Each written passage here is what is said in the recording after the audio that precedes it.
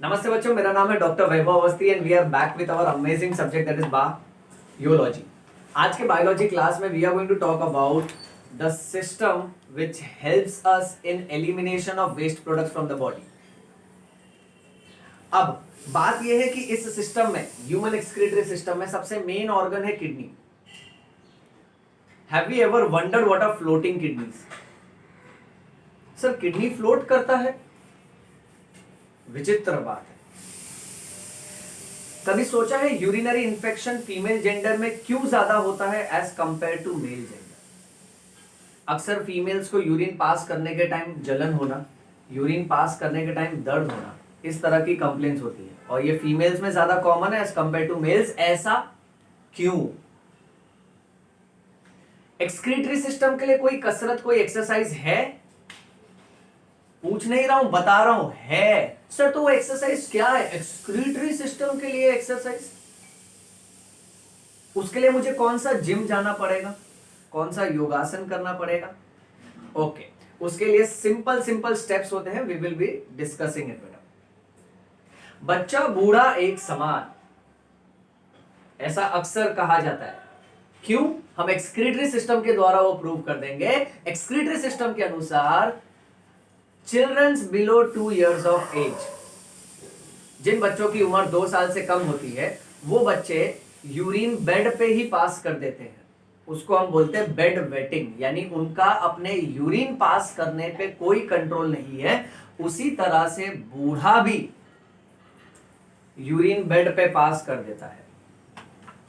इसको बोलते हैं इनकॉन्टिनेंस। सोचो, इनफैक्ट बुढ़ापे पे तो ऐसी भी बीमारी है जहां आप जोर से अगर हंस भी दोगे ना तो आपको यूरिन हो जाएगा। हाय गजब बीमारी।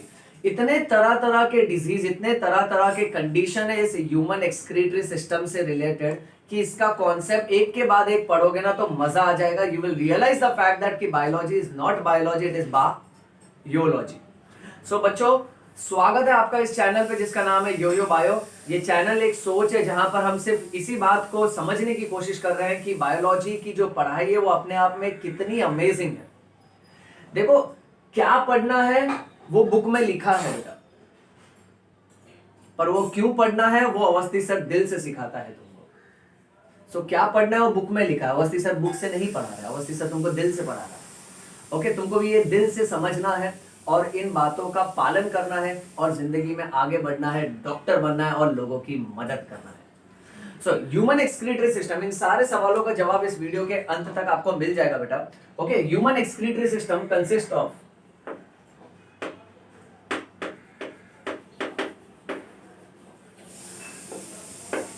two kidneys,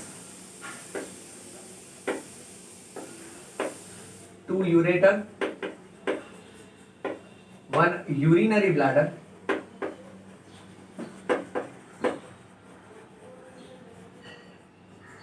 and 1 urethra। सो हमारे एक्सक्रीटरी सिस्टम में ये सारे मेन ऑर्गन्स है बेटा। अब इसमें से एक एक ऑर्गन हम लोग डिटेल में कवर करते जाएंगे। Okay, we are going to start with the first important hero of this picture. इस पिक्चर का main limelight, main topic, we are going to talk about kidneys in detail. Kidneys, point number 1, shape of kidney is bean shape.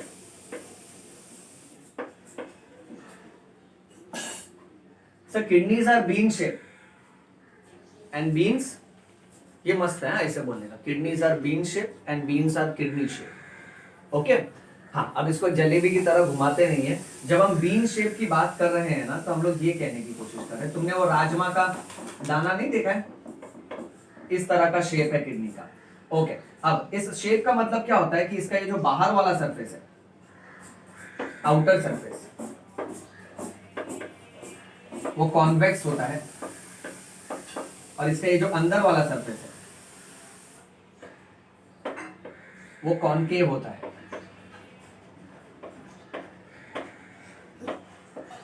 Concave, केव यानी गुफा।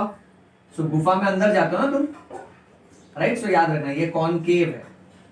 Okay, सो यहाँ पे बहुत सारे blood vessels और ureter connected है बेटा, और ये बाहर वाला कॉन्वेक्स सरफेस। सो ये हो गया shape of the kidney. Next, colour of the kidney. Kidney is reddish brown in colour.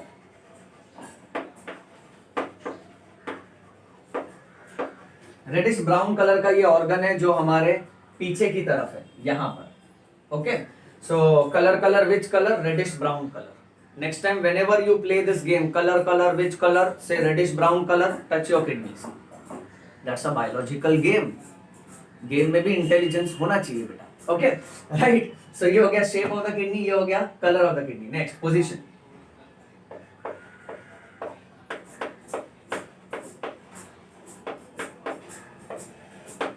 Kidneys are present on either side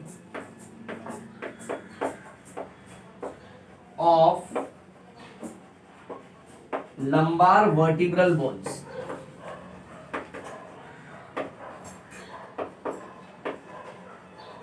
So kidneys are present on either side of lumbar vertebral bones in the abdominal cavity.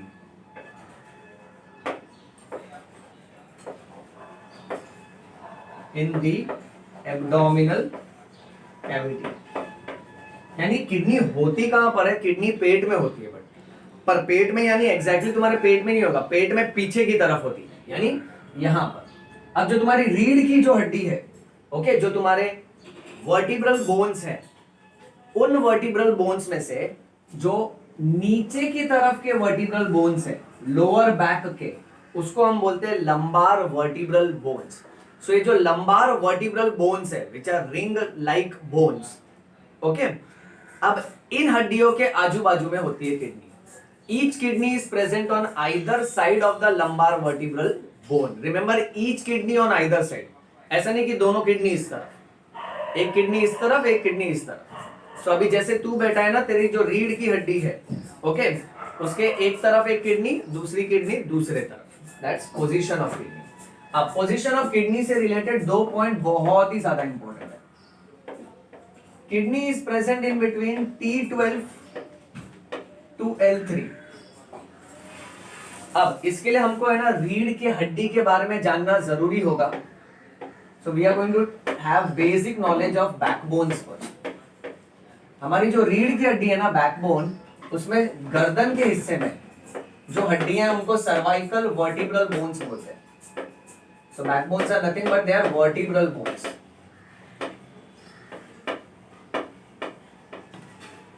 गर्दन के हिस्से में cervical vertebral bones है and we have 7 cervical vertebral bones. फिर उसके बाद हमारा जो अपर बैक है, यानी जो चेस्ट वाला हिस्सा है ना, उसको थोरैसिक बोलते हैं। थोरैसिक वर्टिब्रल बोन्स 12 है हमारे पास। फिर लोअर बैक में जो हड्डियां हैं उसको लंबार बोलते हैं। लंबार वर्टिब्रल बोन्स 5 है हमारे पास। लोएस्ट बैक में जो हड्डियां हैं उसको सेक्रल बोलते हैं। सेक्रल भी 5 है, बट ये पांचों हड्डियां आपस में जुड़ी हुई हैं। They are fused to form one single हड्डी जिसको बोलते हैं सेक्रम। और उसके बाद हमारे टेल रीजन में, टेल रीजन यानी माकड़ हाड़, माकड़ यानी मंकी। अब पूंछ तो है नहीं हमारे पास, हमारे पूर्वज जो मंकी थे, ओके, उनके पास पूंछ थी बेटा, उनके पास टेल थी। हमारे पास टेल नहीं है, पर उस वाले हिस्से में टेल बोन है बेटा। सो टेल हिस्से में जो हड्डी है उसको बोलते हैं कॉक्सीजियल। 4 छोटी छोटी कॉक्सीजियल वर्टिब्रल बोन है और ये चारों हड्डियां भी आपस में जुड़ी है to form one single bone called as coccyx। बात ध्यान से सुनना, इस पे फोकस कर, थोरैसिक और लंबार। अब ये सब जो है ना, जो हड्डियां हैं हमारी रीढ़ की, जो हड्डियां हैं, they R ring like bones. अब सपोज तू मेरी तरफ देख रहा है, यानी तू ऐसे बैठा हुआ है, ठीक है। सो तेरे गर्दन के हिस्से में 7 हड्डियां, उसको मैं बोलूंगा 7 सर्वाइकल वर्टिब्रल बोन। वैसे ही फिर तेरे थोरैसिक हिस्से में, यानी चेस्ट वाले हिस्से में, अपर बैक में पीछे की तरफ, यहाँ अपर बैक, सो यहाँ पे 12 हड्डियां हैं। फिर लोअर बैक में 5 हड्डियां हैं और उसके बाद वापस 5 और टेल रीजन में 4। अब इन हड्डियों को यूजुअली सिंबल दिया जाता है उनके अल्फाबेट से, जैसे सी। तो 7 हड्डियां हैं तो हम लोग बोलेंगे C1 से लेके C7 है। पहली हड्डी, दूसरी हड्डी, तीसरी, चौथी, पांचवी, छठवीं और 7वीं हड्डी, वो भी गर्दन की, इसलिए 7th सर्वाइकल वर्टिब्रल बोन ऐसे पढ़ा जाता है इसको। थोरैसिक वर्टिब्रल बोन्स को हम लोग डिनोट करेंगे T1 से लेके T12, पहली हड्डी से लेकर 12 हड्डी है। लंबार को हम बोलेंगे L1 से लेके L5, वैसे सेक्रल का S1 से लेके S5, कॉक्सिजियल को CO से लेके CO1 से लेके CO4 तक, और फ्यूज्ड है तो 1 रिफर करो। अब कहने का मतलब ये है बेटा, बात ध्यान से सुनना। सपोज ये तेरे गर्दन की हड्डी 1 2 3 4 5 6 7 खत्म हो गई। फिर थोरैसिक 1 2 3 4 5 6 7 8।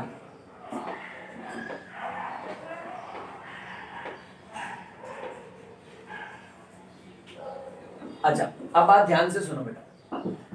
अब बात ये है कि समझो हम लोग यहां से पकड़ के चलते हैं, बेसिक कितना लेते हैं। ये तुम्हारे गर्दन की पहली हड्डी C1, फिर ये दूसरी, तीसरी, चौथी, पांचवी, छठवीं, सातवीं, ये C7। यहां तुम्हारा गर्दन वाला पार्ट खत्म हो गया। अब थोरैसिक बोन्स चालू होगा, T1, T2, T3, T4, T5, T6 ऐसा कर करके समझो ये 12th थोरैसिक वर्टिब्रल बोन है। तो जैसे सर्वाइकल खत्म होता है उसके बाद फर्स्ट थोरैसिक चालू हो जाता है। अब थोरैसिक खत्म होगा उसके बाद लंबार चालू हो जाएगा, तो ये होगा फर्स्ट लंबार। अब आसान भाषा में समझो ये तुम्हारा थोरैसिक वर्टिब्रल बोन है, पहला, दूसरा, तीसरा, चौथा, पांचवा, छठवां, सातवां, आठवां, नौवां, 10वां, 11वां, 12वां, 12 ही हड्डी है, ठीक है। 12वां समझो, 12वीं थोरैसिक वर्टिब्रल बोन मेरी यहां आ रही है, समझो फॉर एग्जांपल है बेटा। फिर उसके बाद आएगा लंबार, सो पहला लंबार, ओके, दूसरा, तीसरा लंबार, ओके। अब 12th थोरैसिक वर्टिब्रल बोन और 3rd लंबार वर्टिब्रल बोन के लेवल में किडनीज प्रेजेंट होती है। यानी अब इसको हम लोग ड्रॉ करते हैं, तो ये तुम्हारी रीढ़ की हड्डी,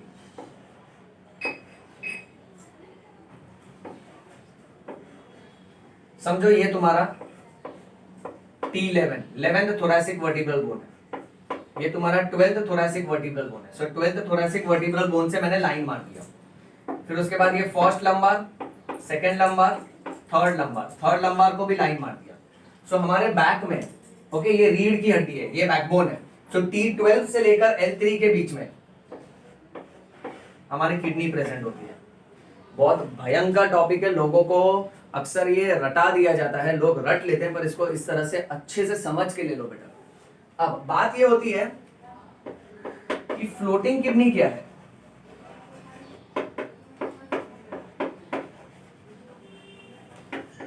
फ्लोटिंग किडनी में ये जान लो कि जब किडनी अपना पोजीशन शिफ्ट करता है, your kidney shifts its position by more than 2 vertebral bones. Kidney अपनी पोजीशन को शिफ्ट कर रहा है by more than 2 vertebral bones. T12 से लेके L3 यही लेवल में रहना चाहिए, पर समझो 2 वर्टिब्रल बोन ऊपर की तरफ या 2 वर्टिब्रल बोन नीचे की तरफ, वो अगर अपना पोजीशन शिफ्ट करता है, और ये सर शिफ्ट कब करेगा, जब पेशेंट सो के उठता है, पोजीशन बॉडी की चेंज करता है ना, तो किडनी का पोजीशन चेंज होता है। इस तरह की किडनी को बोलते हैं फ्लोटिंग किडनी। सर ये फ्लोटिंग किडनी अपना पोजीशन क्यों शिफ्ट कर रहा है? अच्छा, आमतौर पे तेरा मेरा किडनी यहाँ फिक्स्ड होता है। क्यों फिक्स्ड होता है? क्योंकि किडनी को पकड़ के रखने के लिए हमारे पास तरह तरह के लिगामेंट्स है, ओके, तरह तरह का टिश्यू है, कनेक्टिव टिश्यू है जो उसको पकड़ के रखता है वहां पे। बट जिन लोगों का ये लिगामेंट ढीला ढाला रहेगा, ओके, उनका किडनी है ना अपने जगह से हिलते रहता है। उस हिसाब से इन पेशेंट्स को तकलीफ आती है यूरिन पास करने में। कई बार इनका यूरिन प्रॉपरली फॉर्म नहीं होता है, ओके, इनके यूरिन में बहुत ज्यादा ब्लड, बहुत ज्यादा प्रोटीन भी जाता है, और कई बार कमर के पिछले हिस्से में इनको बहुत ज्यादा दर्द होता है, ओके। ऐसे में पहले के जमाने में नेफ्रोपेक्सी करके एक सर्जरी कराई जाती थी, नेफ्रोपेक्सी। बट आज के जमाने में हम लोग यूजुअली इतना सर्जरी नहीं करते हैं। पेशेंट के लक्षण के हिसाब से, सिम्टम्स के हिसाब से उसको ट्रीट किया जाता है। अगर स्टेबल पेशेंट है तो कोई सर्जरी कराने की जरूरत नहीं है। So that is position of the kidney. अच्छा, पोजीशन ऑफ किडनी में दूसरी एक जरूरी बात यह है,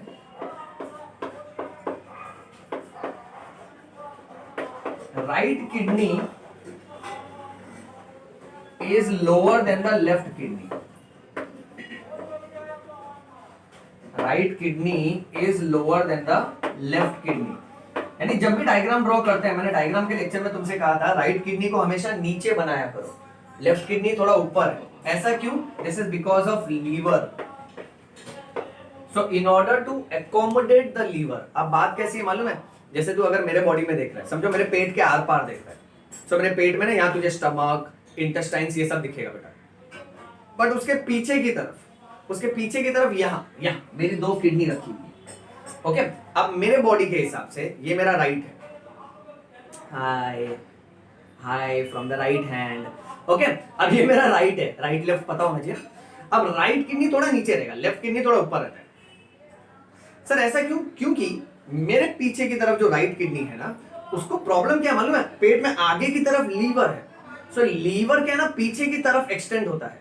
सो राइट किडनी वो लेवल से नहीं चालू हो सकती जहां से लेफ्ट किडनी चालू होती है। सो पहले लीवर खत्म हो जाता है, फिर लीवर के नीचे से चालू होता है। जैसे समझो फॉर एग्जांपल, तू और तेरा दोस्त बाजू बाजू में खड़ा है। सो तुम लोग सेम लेवल पे हो, सेम हाइट पे हो। ओके, अब तेरा दोस्त जहां खड़ा है ना, समझो बोर्ड से यहां से एक लकड़े का प्लाई आ रहा है। सो वो यहां खड़ा नहीं रह सकता, प्लाई उसको लग जाएगी ना सिर पे, तो तेरा दोस्त क्या करेगा? थोड़ा ऐसा होके खड़ा होगा। So I will say that it is because of the lever का flap which is coming behind the abdomen, the right kidney has to start slightly lower in position as compared to the left kidney. ये समझा बेटा? Alright, इतने हो गए basic point regarding position of kidney. अच्छा, इसके अलावा एक और पॉइंट है जो हम मेंशन कर देते हैं। वो पॉइंट कहता है कि kidney is retroperitoneal in position.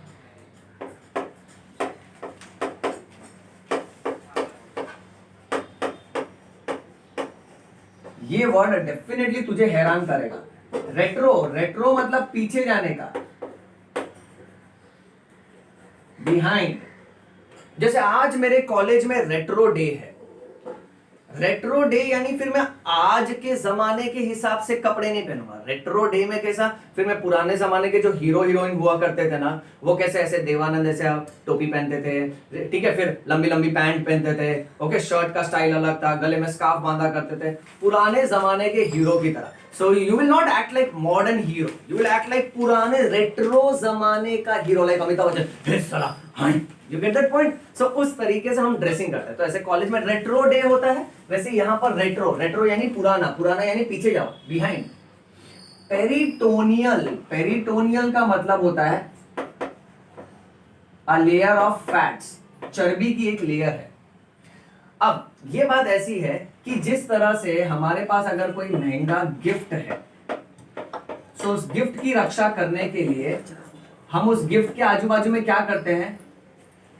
उसको कवर करते हैं बबल रैप से, या तो किसी पेपर से या तो स्पंज मटेरियल से। समझो तुमने तुम्हारे फ्रेंड के लिए एक महंगा गिफ्ट खरीदा, और गिफ्ट बहुत ही नाजुक है, डेलिकेट है, सेंसिटिव है, और तू जानता है कि तेरे देश के रास्ते कैसे हैं, how smooth the roads are. Okay, तो कैसा है ना कि रास्ते में खड्डा नहीं है बेटा, खड्डे में थोड़ा बहुत रास्ता मिल जाएगा तुमको, ऐसी परिस्थिति है। तो जब ये गाड़ी जिसमें से वो गिफ्ट ट्रांसपोर्ट किया जा रहा है, जब ये इन रास्तों से गुजरती है, तो गाड़ी के अंदर वो गिफ्ट डांस कर रहा होता है, कूद रहा होता है। सो गिफ्ट है ना अंदर, गिफ्ट बॉक्स से टकराएगा, और जब गिफ्ट बॉक्स से टकराएगा ना तो चूर चूर हो जाएगा।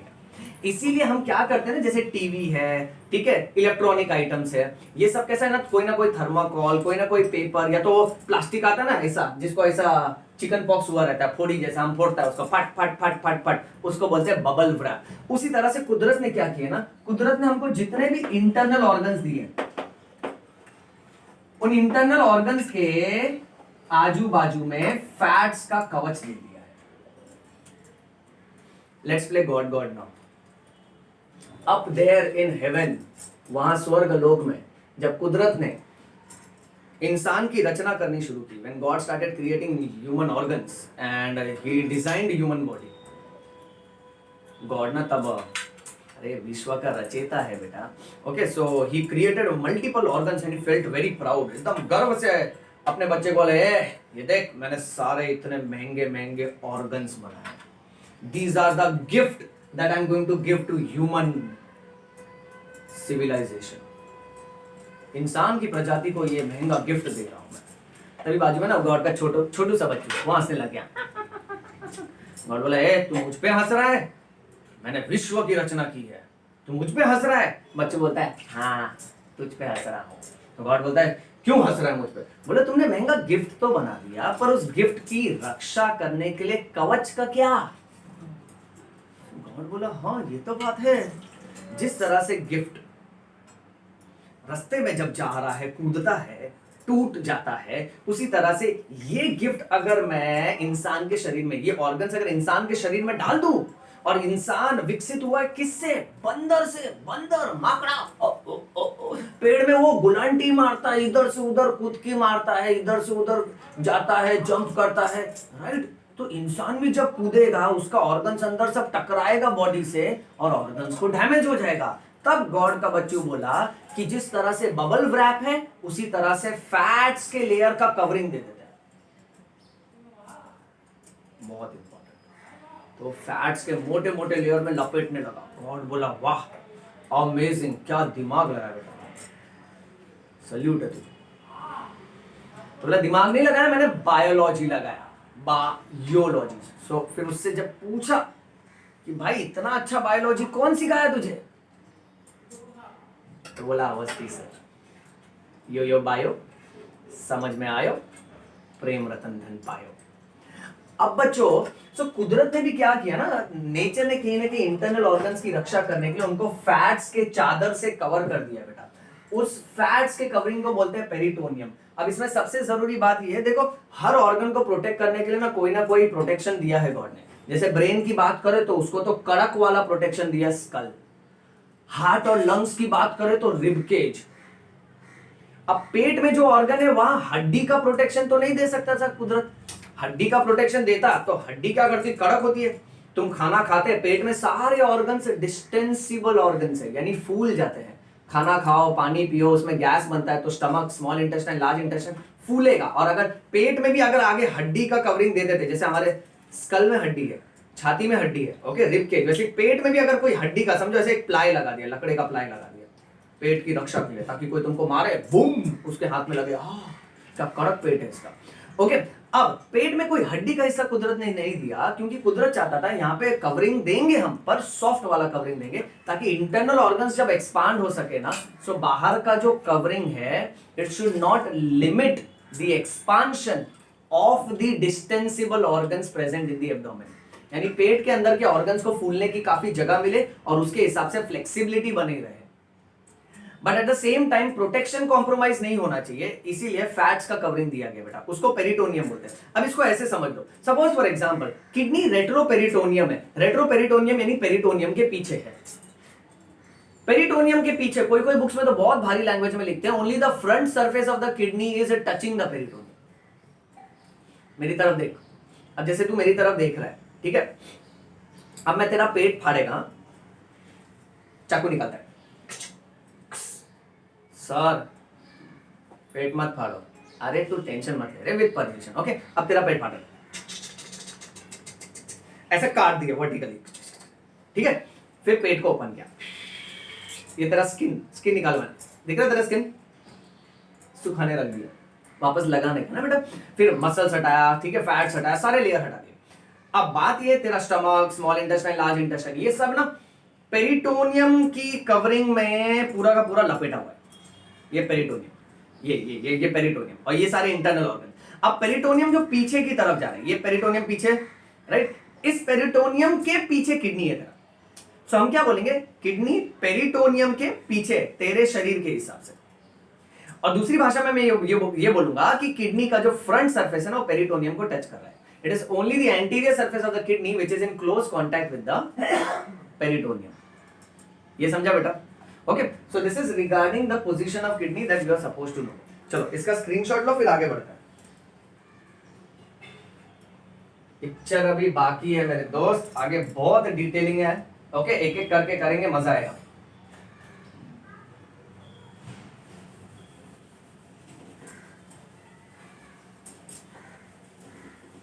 Right kidney is slightly lower in position as compare to left kidney, ये याद रखना।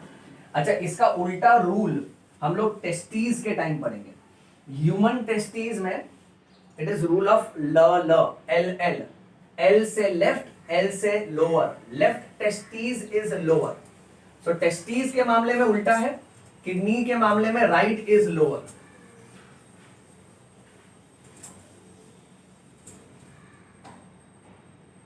इसको अच्छे से क्लीन कर लेता हूं सो दैट तुमको हैंडराइटिंग नजर आते बेटा।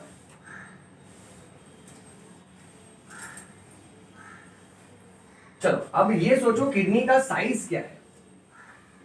अगर समझो हमको किडनी के लिए सलवार सूट सिलाना है या कोट पैंट सिलाना है तो क्या माप का बनवाओगे? किडनी का साइज, किडनी की लंबाई है 10 से लेके 12 सेंटीमीटर।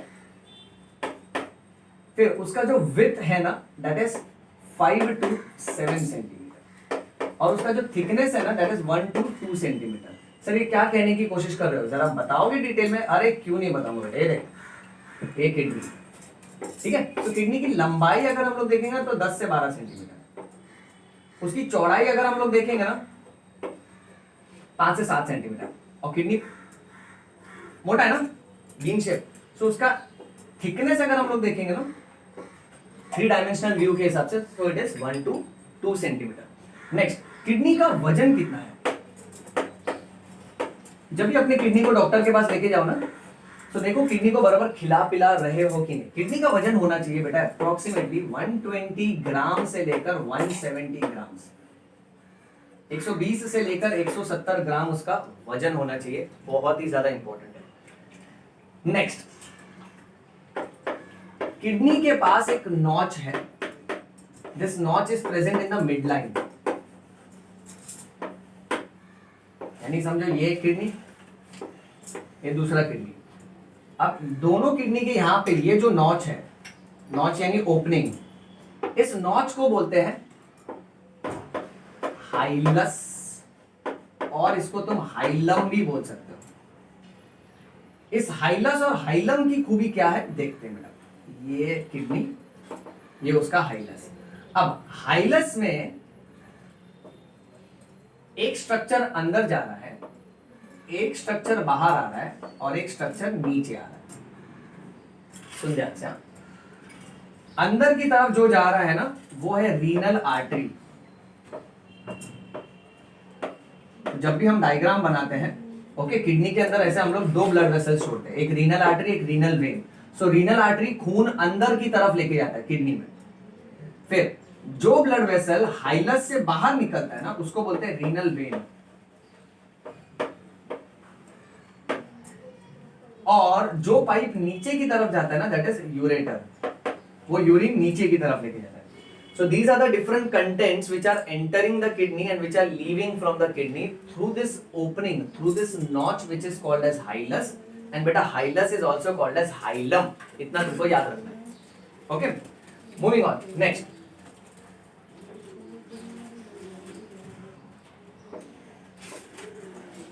कुदरत ने हमको 2 किडनी दिया ताकि एक खराब हो जाए तो दूसरा किडनी उसका सारा कामकाज संभाल लेता है।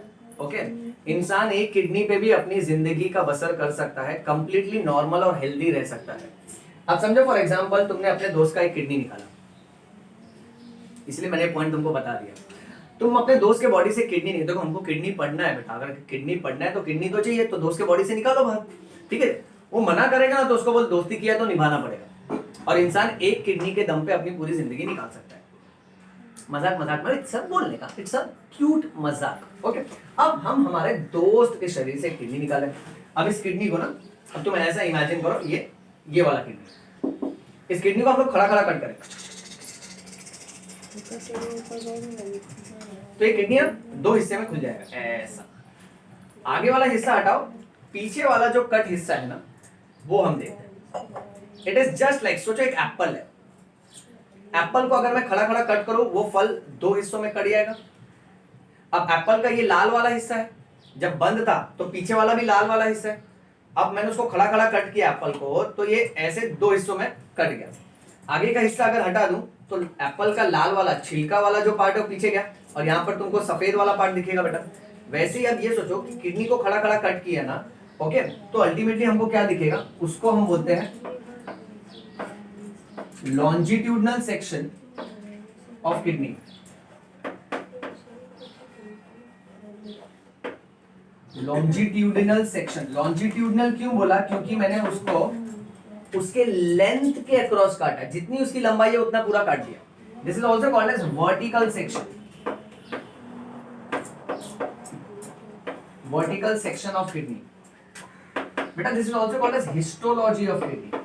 हिस्टोलॉजी क्योंकि हम लोग किडनी के अंदर के टिश्यूज की पढ़ाई कर रहे हैं, सो किडनी के अंदर क्या सेल्स है, क्या पार्ट है, वो देखें बेटा। अब इस वाले सेक्शन का भी डायग्राम वाला लेक्चर मैंने बनाया बेटा। ओके, सो जब हम किडनी को खड़ा खड़ा कट करते हैं ना, तो हम क्या देखते हैं, सबसे पहले किडनी के आजू बाजू में 3 कवरिंग है बेटा। सो समझो फॉर एग्जांपल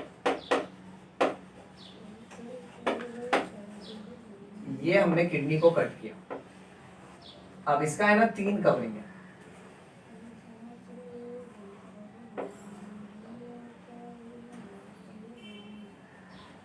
एकदम बाहर की तरफ जो कवरिंग है बेटा,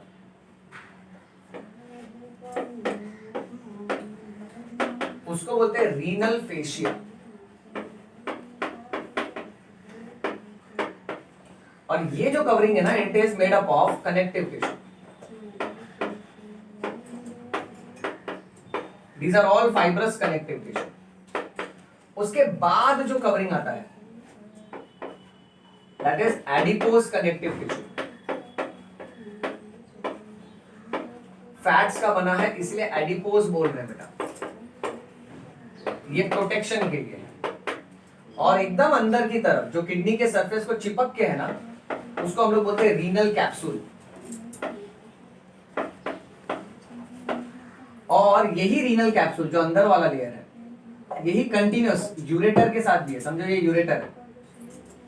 सो यही रीनल कैप्सूल यूरेटर को भी कवर कर रहा है। यानी अगर तुम्हारे दोस्त का किडनी अगर बाहर निकाला, ठीक है, ये किडनी ना, अब इसको इमेजिन करो ये उबाला हुआ आलू है, बॉइल्ड पोटैटो। सर किडनी को आलू बना दिया, खा जाऊं क्या? नहीं, खाने की बात मत करो, पढ़ाई पे ध्यान दो बेटा। आलू का जब हम छिलका निकालते हैं ना, ये एक छिलका निकालते हैं। अब सोचो ये आलू को है ना टोटल 3 छिलका है, 3 कवरिंग है। बाहर वाला कवरिंग मैंने निकाला, दैट इज रीनल फेशिया, गया बाजू में। ओके, फिर नेक्स्ट कवरिंग जो निकाला that is adipose connective tissue, गया बाजू में। अंदर वाला जो कवरिंग है उसको निकाला दैट इज रीनल कैप्सूल, और यही रीनल कैप्सूल नीचे की तरफ यूरेटर के साथ भी कंटिन्यूअस है। So that is first point. Second point, cut section of kidney में हम लोग ये देखते हैं कि बाहर वाला जो एरिया है, ये सब हर किडनी का बाहर वाला एरिया, उसको कॉर्टेक्स बोलते हैं, रीनल कॉर्टेक्स बोलते हैं। और अंदर वाला एरिया है ये, उसको रीनल मेड्यूला बोलते हैं। अब ये तो इस वाली किडनी में मैंने दिखा, दूसरी किडनी में भी देखते। समझो अगर इस तरफ को देख रहे किडनी, तो इसमें ये बाहर वाला एरिया कॉर्टेक्स होगा और अंदर वाला एरिया मेड्यूला होगा। अब कॉर्टेक्स, उसमें नेफ्रॉन है जो कि ग्रेन लाइक पार्टिकल जैसा दिखता है, इसलिए हम लोग बोलते हैं कॉर्टेक्स अपीयर्स ग्रैन्युलर। और मेड्यूला में क्या देखा था, पिरामिड था बेटा, और उसमें ऐसा झाड़ू जैसा लाइनिंग था। लाइनिंग को हम लोग स्ट्राइशंस बोलते हैं। तो हम लोग बोलेंगे medulla appears striated.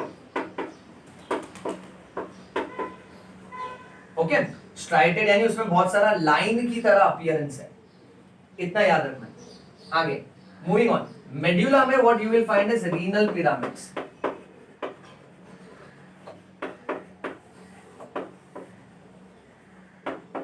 These renal pyramids are 6 to 20 in number.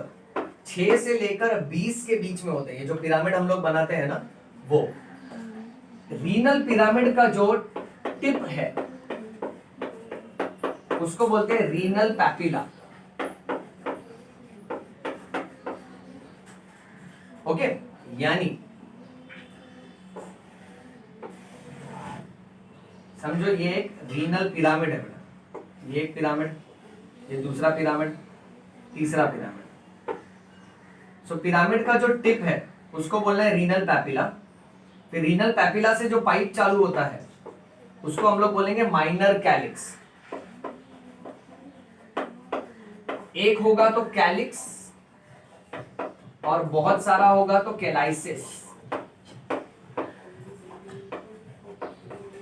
सो ये माइनर कैलिक्स है। अब अगर ऐसे मैं 3 बना दूं सो ये माइनर कैलाइसिस है। ओके, इतना स्क्रीनशॉट लो, आगे डिस्कस करते हैं बेटा।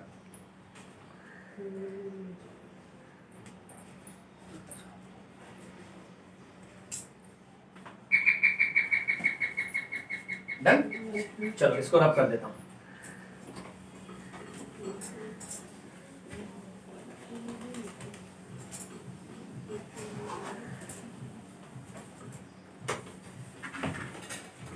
अब माइनर कैलिक्स तक हमने डिस्कस किया है। अब माइनर कैलिक्स से जो माइनर कैलिक्स फ्यूज होके जो मोटा पाइप बनाएगा ना बेटा, that is called as major calyx.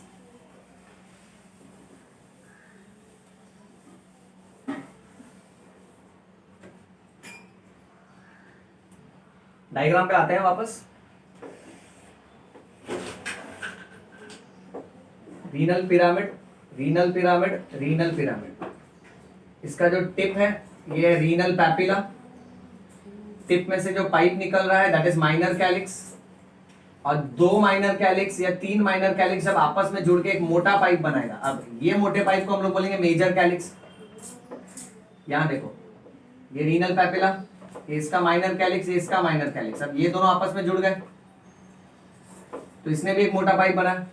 Okay, that is major calyx. तो ये एक मेजर कैलिक्स है, ये दूसरा मेजर कैलिक्स है। Okay, so what we will write is minor calyx आपस में फ्यूज होके क्या बना रहा है, मेजर कैलिक्स। अभी ध्यान देना बेटा, बहुत बहुत बहुत जरूरी टॉपिक पे आ रहे हैं, ठीक है। फिर ये सारे मेजर कैलिक्स आपस में फ्यूज होंगे।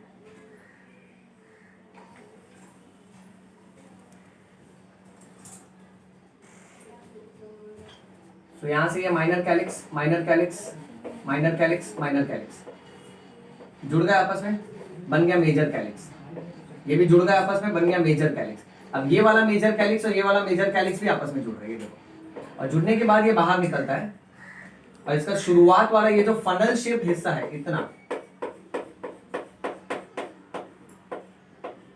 यहां तक, जब तक वो रेगुलर डायमीटर का नहीं हो जाता।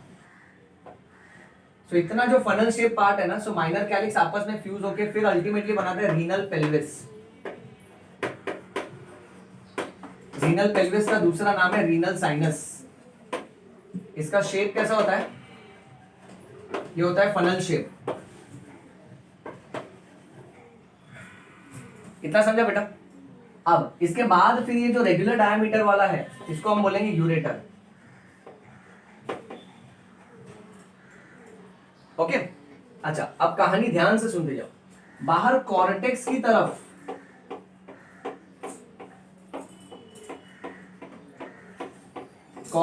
तरफ ये जो है ना, इसको बोलते हैं nephron.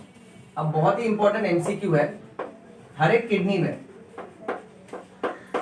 Each kidney contains approximately 1 million nephron.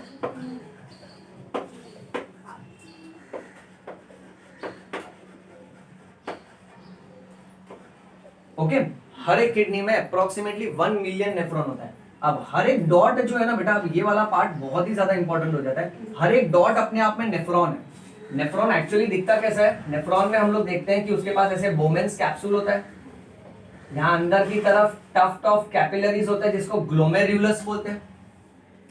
फिर यहाँ पे प्रॉक्सिमल कॉन्वोल्यूटेड ट्यूब्यूल, फिर उसके बाद ऐसे नीचे हेनलीज लूप, फिर डिस्टल कॉन्वोल्यूटेड ट्यूब्यूल और लास्ट में आता है कलेक्टिंग डक्ट। ये नेफ्रॉन के बेसिक पार्ट्स हैं। इसका नेमिंग मैं यहां लिख देता हूं,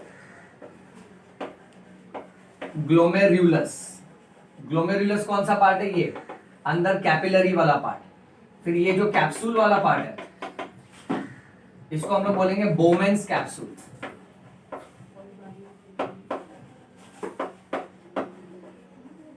फिर उसके बाद ये वाला जो पार्ट है इसको हम लोग बोलेंगे प्रॉक्सिमल कॉन्वोल्यूटेड ट्यूब्यूल, इसको ना शॉर्ट में पीसीटी बोलते हैं, प्रॉक्सिमल कॉन्वोल्यूटेड ट्यूब्यूल। ये जो पार्ट है इसको बोलते हैं distal convoluted tubule. In short इसको बोलो डीसीटी, डिस्टल कॉन्वोल्यूटेड ट्यूब्यूल। अच्छा, अब ये जो नीचे वाला पार्ट है ये पूरा, इसको बोलते हैं हेनलीज लूप।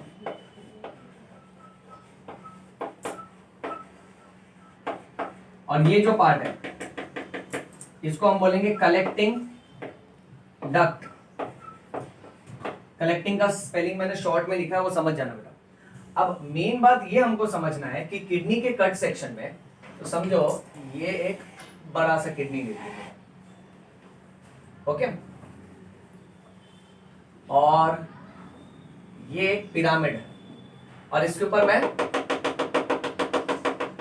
ऐसे डॉट डॉट ड्रॉ किया। समझो ये मैंने लगभग 30-40 डॉट ड्रॉ कर दिया, यानी वो हर एक डॉट क्या मालूम है, वो हर एक डॉट उसको मैं बाहर निकाल रहा हूं, एक डॉट को बाहर निकाला, ये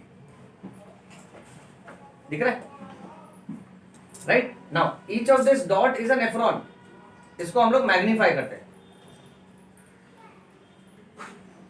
बड़ा हो गया डॉट, ये यानी डॉट को, एक छोटे से डॉट को अगर मैं जूम करूं तो पता चला डॉट नहीं थोड़ा लाइन जैसा है, और जूम किया तो पता चला लाइन नहीं थोड़ा कॉइल जैसा है, और जूम किया तो पता चला ये ऐसा दिखता है।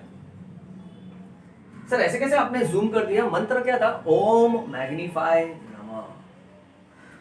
भगवान की कृपा से हम लोग ये साइंस पढ़ रहे हैं और हम भगवान से प्रार्थना कर रहे हैं कि हमारे विजन को एक्सपांड करो, मैग्नीफाई करो, ओके, राइट। अब यहां पर बेसिकली क्या है ना, हमने वो डॉट को जूम किया बेटा, तो मैग्नीफाई हो गया। अब मैग्नीफाई होने के बाद हमने देखा कि वो एक्चुअली में ऐसा दिखता है। अब ये जो मैंने इतने सारे यहाँ नेफ्रॉन बनाए ना, उसको रब कर देता हूं। अब जो मैं तुझे एक नेफ्रॉन को लेके सिखाऊंगा ना, वो तू इमेजिन करना मिलियंस ऑफ नेफ्रॉन को लेकर। समझो एक नेफ्रॉन यहाँ पर है, ये रहा एक नेफ्रॉन।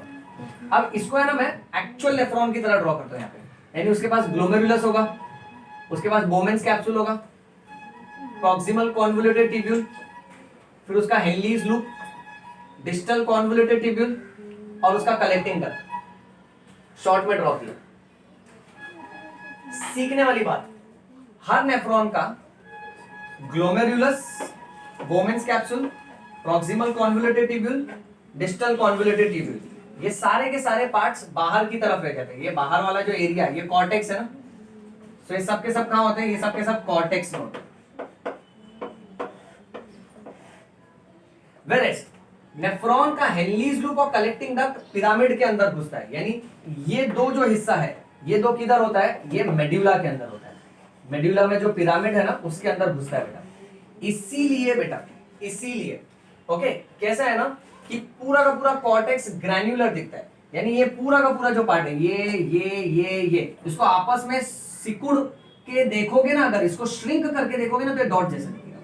और ये हेनलीज लूप और कलेक्टिंग डक्ट जो लाइन जैसा है ना, समझो ये पिरामिड, ठीक है, तो इसके अंदर आता है वो, तो इसलिए पिरामिड स्ट्राइटेड दिखता है। अब ये तो एक नेफ्रॉन का शिकार, वैसे दूसरा नेफ्रॉन सोचो, हमेशा नेफ्रॉन ऐसा नहीं रहेगा, उल्टा सीधा रहता है। अब समझो एक नेफ्रॉन का बोमेन्स कैप्सूल यहां को देख रहा है, फिर ये उसका प्रॉक्सिमल कॉन्वोल्यूटेड ट्यूब्यूल, ये गया उसका हेनलीज लूप, ये उसका डिस्टल कॉन्वोल्यूटेड ट्यूब्यूल, ये उसका कलेक्टिंग डक्ट। समझो एक नेफ्रॉन का बोमेन्स कैप्सूल यहां देख रहा है, इस तरफ को बेटा, इस तरफ को, जैसे ये उस तरफ को देख रहा है ना नेफ्रॉन का, ये इस तरफ को देख रहा है। समझो फिर ये उसका पीसीटी, प्रॉक्सिमल कॉन्वोल्यूटेड ट्यूब्यूल, फिर ये गया उसका Henle's loop, distal convoluted tubule, collecting duct, टेढ़ा मेढ़ा रहता है। यानी जो मैंने तुझे एक नेफ्रॉन को लेके सिखाया, उसका पोजीशन बदल बदल के तू मन में इमेजिन कर कि ऐसा तो एक किडनी के अंदर 1 मिलियन नेफ्रॉन्स हैं।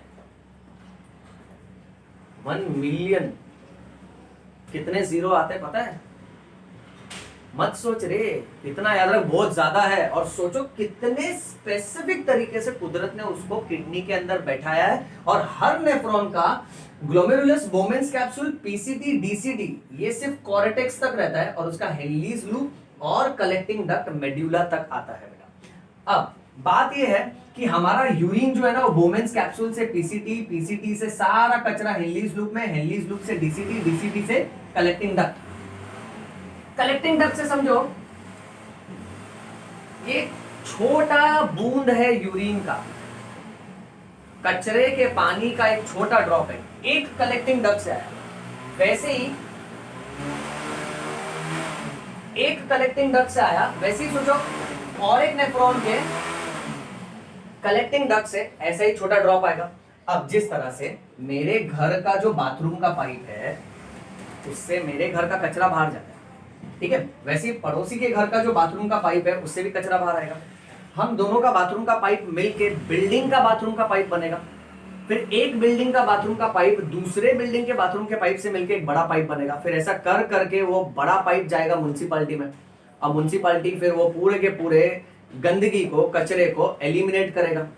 उसी तरह से बेटा यहाँ पे एक कलेक्टिंग डक्ट, अब ये पिरामिड है, इस पिरामिड के अंदर समझो ये एक नेफ्रॉन है, ये हेनलीज लूप उल्टा गया, कलेक्टिंग डक्ट उल्टा है, ये एक कलेक्टिंग डक्ट है, समझो ये एक नेफ्रॉन है, ये बोमेंस कैप्सूल, ये PCD, Henle's loop, DCD, collecting duct. So ये कलेक्टिंग डक्ट और ये कलेक्टिंग डक्ट, दोनों का कलेक्टिंग डक्ट फ्यूज है। सो हर पिरामिड के अंदर समझो ये नेफ्रॉन है, ये उसका कलेक्टिंग डक्ट, ये एक नेफ्रॉन है, ये उसका कलेक्टिंग डक्ट, ये एक नेफ्रॉन है, ये उसका कलेक्टिंग डक्ट। हर पिरामिड के अंदर ऐसे बहुत सारे कलेक्टिंग डक्ट आपस में जुड़ते हैं और समझो 1 2 3 4 4 जुड़े और 4 जुड़ के मोटा सा पाइप यहां बनाते हैं, उसको बोलते हैं Bellini's duct. So now what is Bellini's duct? Bellini's duct is formed by fusion of collecting duct.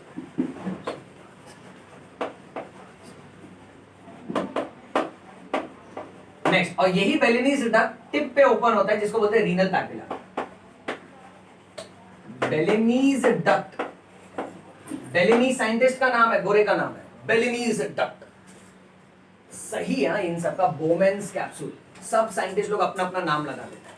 ये बहुत खराब बात है क्योंकि एक गोरा चाचा विलियम शेक्सपियर बोलता है what's there in the name, नाम में क्या रखा है। बायो का बुक उठा के देखो, सब जगह इन्हीं का नाम रखा है। अब बेलिनीज डक्ट, अगर ये मेरा किडनी है अवस्थी सर, सो अवस्थी सर, ओके राइट, अगर उसका किडनी है, उसका नेफ्रॉन है और उसके नेफ्रॉन का डक्ट है, so this should be Awasthi's duct. But नहीं, शरीर मेरा, किडनी मेरा, नेफ्रॉन मेरा, पर उसमें डक्ट जो है वो बेलिनी का। सो बेलिनी ने अपना नाम दे दिया ताकि फिर ये रजिस्टर हो चुका है बेटा। Okay, now next, Bellini's duct opens at the tip of renal pyramid, and the tip of renal pyramid उसको क्या बोलते हैं हम लोग? उसको बोलते हैं रीनल पैपिला।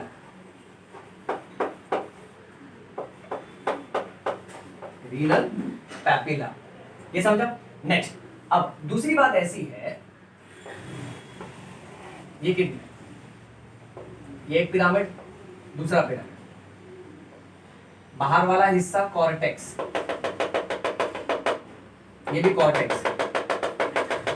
अब दो पिरामिड के बीच में ये जो कॉर्टेक्स अंदर की तरफ घुस रहा है, समझो ये भी एक पिरामिड है, तो यहां पर भी दो पिरामिड के बीच में जो कॉर्टेक्स अंदर की तरफ घुस रहा है ना, इस हिस्से को बोलते हैं columns of Bertini. Columns of Bertini, what are columns of Bertini? Bellini's duct याद रखना, और ये बर्टीनी, ये दोनों अलग अलग है बेटा। So columns of Bertini, they are extension of renal cortex into the medulla, into the renal medulla. और ये कहां, किसके बीच में है? So they are present in between two renal pyramids, दो रीनल पिरामिड्स के बीच में होता है। चल फटाफट इसका स्क्रीनशॉट है, आगे बढ़ना है अपने को, आगे और भी ज्यादा डिटेलिंग बाकी है बेटा।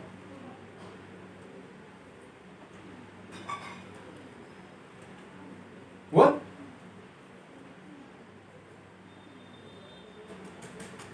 ओके फाइन, आगे बढ़ते हैं।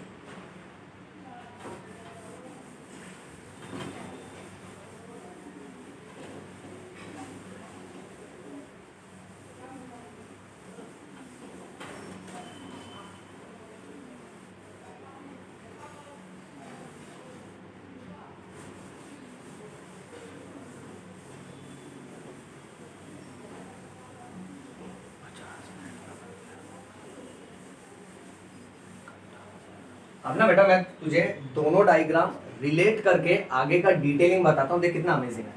पहले ह्यूमन एक्सक्रीटरी सिस्टम के डायग्राम में हमने देखा कि ऐसा दो किडनी, दो यूरेटर है ऐसा, फिर उसके बाद यूरिनरी ब्लैडर है और उसके बाद यूरेथ्रा है।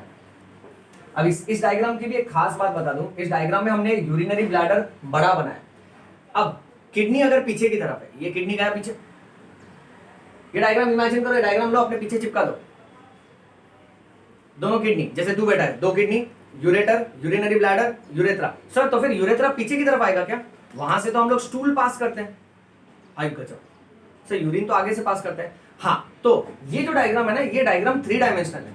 अब अपना बोर्ड कैसा है? 2 डायमेंशनल है। 2 डायमेंशनल यानी सब कुछ फ्लैट दिखता है एकदम चपट, पर ऐसा नहीं है। अब इमेजिन करो ये दो किडनी ऐसे कैसा है, यूरिनरी ब्लैडर का जो थैला है ना, इसको मैं आगे खींच लेता हूं। सब क्या है मेरे साथ इमेजिन करो, किडनी, यूरिनरी ब्लैडर, यानी मैं खड़ा हूं, किडनी पीछे की तरफ, यूरिनरी ब्लैडर आगे पेट में नीचे की तरफ। तेरे बॉडी में किडनी, तेरा यूरिनरी ब्लैडर यहां। अब यूरेटर कैसे नीचे नहीं आता, यूरेटर नीचे और आगे की तरफ आता है, यानी ureter takes a course like this, ये घूम के अंदर से घूम के आगे नीचे हमारे ब्लैडर, पेशाब की जो थैली है बेटा वहां। यानी ये डायग्राम जहां किडनी फिर यूरेटर फिर ब्लैडर, और जो चीज आगे होगी वो बड़ी दिखेगी ना, इसलिए हमने ब्लैडर बड़ा बनाया था बेटा। यानी अब यूरेटर ये जो ऐसा आ रहा है ना, अगर तू वहां से उसको दूर से देखेगा तो किडनी फिर यूरेटर फिर ब्लैडर, ये पूरा फ्लैट हो गया, तुझे ऐसे दिखे ना, किडनी यूरेटर और ब्लैडर।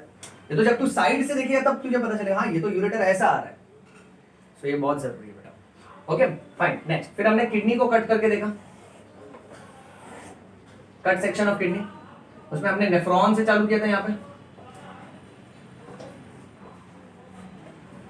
अब है ना, यूरिन का एक ड्रॉप कहां से होते हुए कहां को जाएगा वो पहले करा देता हूं।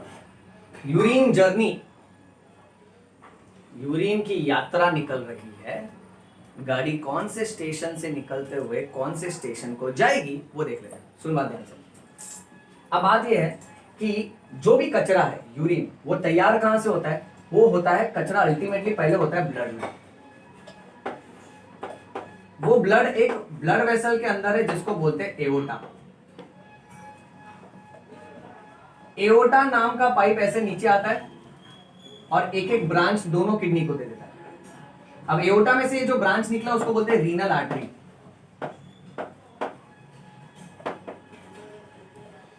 रीनल आर्टरी किडनी के अंदर घुसता है और हर किडनी का जो नेफ्रॉन है, उसका बोमेन्स कैप्सूल है, वहां जाके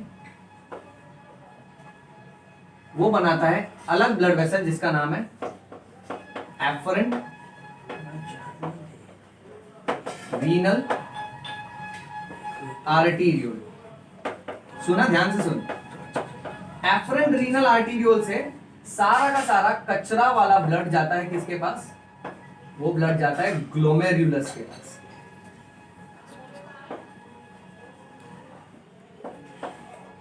ग्लोमेरुलस से वो सारा का सारा कचरा,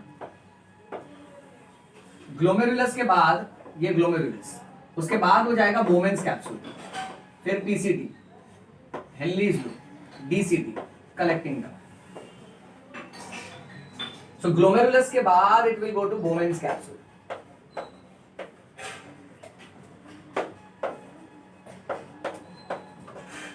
बोमेन्स कैप्सूल के बाद it will go to PCT, PCT के बाद हेनलीज लूप का डिसेंडिंग पार्ट आता है, नीचे वाला पार्ट, फिर यू शेप पार्ट, फिर असेंडिंग लिम्ब। सो उसके बाद it will go to descending limb of Henle's loop, then it will go to you shaped part of Henle's loop, उसके बाद it will go to ascending part of Henle's loop, उसके बाद it will go to DCT, DCT के बाद it will go to collecting duct.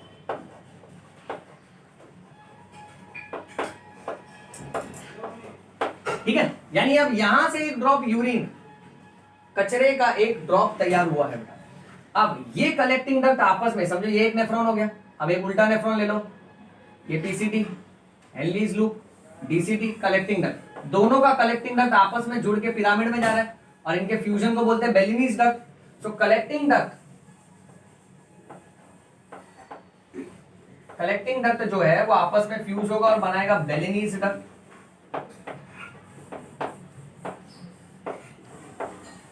Bellini's duct से होते हुए वो यूरिन जाएगा रीनल पैपिला में, रीनल पैपिला के बाद वो सारा का सारा कचरा जाएगा माइनर कैलिक्स में, माइनर कैलिक्स आपस में जुड़ के बनाएगा मेजर कैलिक्स, मेजर कैलिक्स आपस में जुड़ के बनाएगा renal pelvis, which is also called as renal sinus।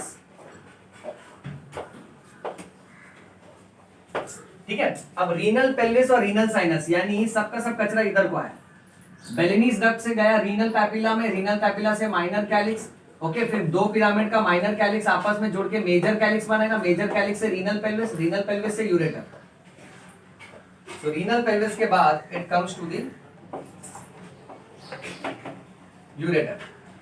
अब यूरेटर उस यूरिन को ले जाएगा नीचे, अब इस वाले डायग्राम में आओ, यूरेटर अब उस यूरिन को ले गया नीचे, आया और ओपन हुआ कहां पे, यूरिनरी ब्लैडर में। सब का सब है यूरिनरी ब्लैडर में, सारा यूरिन यूरिनरी ब्लैडर के अंदर। यूरिनरी ब्लैडर से फिर वो यूरिन अल्टीमेटली जाएगा यूरेथ्रा के इस वाले स्फिंक्टर पे, जिसको हम लोग बोलते हैं internal urethral sphincter. Internal urethral sphincter जब ओपन होगा तो यूरिन जाएगा यूरेथ्रा में, और उसके बाद आखिर में आता है एक्सटर्नल यूरेथ्रल स्फिंक्टर, और वहां से यूरिन अल्टीमेटली किधर को जाएगा, वहां से यूरिन अल्टीमेटली जाएगा हमारे बाथरूम में। सो ये है यूरिन यात्रा। अब बात यह है कि सारा कचरा होता है ब्लड में, ब्लड से जाता है एओर्टा में, वहां से renal artery, efferent renal arteriole, glomerulus, glomerulus से बोमेन्स कैप्सूल, बोमेन्स कैप्सूल से proximal convoluted tubule, then into descending limb of Henle's loop, then into U shaped part of Henle's loop, ascending limb of Henle's loop, DCT, DCT के बाद collecting duct, यानी एक nephron में घूम के निकल गया। अब बहुत सारे नेफ्रॉन के कलेक्टिंग डक्ट आपस में जुड़ के बेलिनीज डक्ट बनाएंगे। बेलिनीज डक्ट रीनल पिरामिड के टिप पे ओपन होगा, जिसको बोलते हैं रीनल पैपिला। रीनल पैपिला से जो पतला पाइप निकलेगा उसको बोलते हैं माइनर कैलिक्स। माइनर कैलिक्स आपस में जुड़ के बनाएंगे मेजर कैलिक्स। मेजर कैलिक्स आपस में जुड़ेगा फनल शेप्ड रीनल पेल्विस और रीनल साइनस की तरफ यूरिन को लेके जाएगा। वहां से यूरिन जाएगा यूरेटर में, यूरेटर से drop by drop urine urinary bladder में जमा होते जाता है। और ये जब यूरिन 300 ml हो जाता है ना, तब हमको अर्ज होता है यूरिन का। अर्ज यानी सेंसेशन, हिंदी में बोले तो हमको होता है एहसास। जैसे जैसे ब्लैडर फूलते जाता है ना, ब्लैडर से जो नसें जुड़ी होती है ना, वो जाके स्पाइनल कॉर्ड को मैसेज भेजती है कि देख मैं भर रहा हूं। स्पाइनल कॉर्ड और ब्रेन मिलके फिर है ना आंखों को मैसेज भेजता है, आंखें इधर उधर देखती हैं कि भाई बाथरूम किधर है। फिर ब्रेन इस बात का अंदाजा लगाता है, नहीं समझो लेक्चर चालू, अभी हम नहीं जा सकते। तो यूरिनरी ब्लैडर में इस तरह से प्रोसेस हो के और यूरिन जमा होता है और यूरिन जमा होता है। ऐसा average capacity of urinary bladder is 700 ml। 700 ml जमा होते ही वापस वो मैसेज भेजता है ओके, स्पाइनल कॉर्ड को बोलता है देख मैं भर रहा हूं पार्ट 2, दूसरी बार बता रहा हूं, इतना मत भराओ फट जाऊंगा। तो ब्रेन और स्पाइनल कॉर्ड नर्वस सिस्टम वापस इधर उधर देखता है और बोलता है कि अरे अभी भी सहूलियत नहीं है, जिस हालात में हम हैं हम नहीं जा सकते यूरिन। ओके, इसीलिए फिर ये एहसास दर्द में कन्वर्ट हो जाता है, इसलिए पेट में फिर हमको दर्द होने लगता है। इसलिए बच्चों आज के लेक्चर में ये बात सीख लो कि हमको यूरिन रोकना नहीं चाहिए। ओके, यूरिन कभी रोकना नहीं चाहिए। यूरिन जब भी एहसास हो, सेंसेशन हो, you should go and pass urine. नहीं तो बुढ़ापे में तकलीफ होगा। क्या तकलीफ होगा उस बारे में मैं बात करूंगा बेटा। अब जब स्पाइनल कॉर्ड या तो ब्रेन से जब मैसेज आ जाता है ना, जब मैसेज नसों के माध्यम से नीचे आता है, तब ये जो स्पिंक्टर है, इंटरनल यूरेथ्रल स्पिंक्टर, ये ओपन होता है, यूरेथ्रा उधर यूरिन जाता है, एक्सटर्नल यूरेथ्रल स्पिंक्टर ओपन होता है। एट द सेम टाइम यही ब्रेन और स्पाइनल कॉर्ड मैसेज भेजता है लेग्स को, लेग्स के मसल्स कॉन्ट्रैक्ट होते हैं, लेग्स के मसल्स कॉन्ट्रैक्ट होकर तुमको ले जाएंगे, वो मैसेज भेजेगा तुम्हारे हैंड्स के मसल्स को, सो दैट हैंड के मसल्स को कॉन्ट्रैक्ट करके तुम एप्रोप्रिएट पोजीशन ले पाओ, आईज के मसल्स को, so that eyes will look around where is the washroom, where exactly have to pass urine. और उसके बाद जब लास्ट में एक्सटर्नल यूरेथ्रल स्पिंक्टर तुम रिलीज करते हो, क्योंकि ये तुम्हारे बस में होता है, ये वॉलंटरी होता है बेटा, जब तुम रिलीज करते हो तब जाके यूरिन पास होता है। So the urine which comes out from the body, now you know that urine comes from kidney. Kidney में ब्लड में कचरा है, ब्लड में एओर्टा, एओर्टा आता है किडनी को, रीनल आर्टरी देता है, रीनल आर्टरी के बाद एफरेंट रीनल आर्टेरियल, उसके बाद ग्लोमेरुलस, ग्लोमेरुलस में से सारा कचरा जाता है बोमेंस कैप्सूल में, बोमेंस कैप्सूल के बाद पूरा नेफ्रॉन चालू हो जाता है, पीसीटी में गया, हेनलीज लूप के descending part, you shape part, ascending part, फिर गया डीसीटी में, फिर गया कलेक्टिंग डक्ट में, सारे नेफ्रॉन्स के कलेक्टिंग डक्ट जोड़ जोड़ के बेलिनीज डक्ट बनाते हैं, बेलिनीज डक्ट से हो गया renal papilla, minor calyx, major calyx, renal pelvis, renal sinus, फिर आया यूरेटर में drop by drop drop drop drop drop drop drop करके यूरिनरी ब्लैडर में जमा होते जाता है। यूरिनरी ब्लैडर पहला परमिशन मांगेगा ब्रेन और स्पाइनल कॉर्ड से। ओके, फिर ब्रेन और spinal cord at the same time नसों के माध्यम से आईज है, नेक मसल्स है, हैंड मसल्स है, लेग मसल्स है, सबको स्टिमुलेट करता है। हाँ, ये कैसे स्टिमुलेट किया जाता है? The message travels from the neuron, okay, bye conduction. उसका भी एक सेपरेट लेक्चर होता है जिसमें डीपोलराइजेशन होता है, दो न्यूरॉन के बीच में गैप होता है, साइनैप्स, उसके थ्रू मैसेज फिर जाता है। तो ऐसे कर करके मैसेज बॉडी के अलग अलग पार्ट्स को जाता है, फिर जाके हम लोग जब स्पिंक्टर रिलीज करते हैं ना, तब जाके यूरिन पास होता है। यूरिन पास करना कितना आसान है, पर यूरिन शरीर में तैयार कैसे हो रहा है, कौन से पार्ट्स से, कौन से स्टेशन से गुजर रहा है, वो ज्यादा जरूरी है। स्क्रीनशॉट लो, आगे बढ़ते हैं।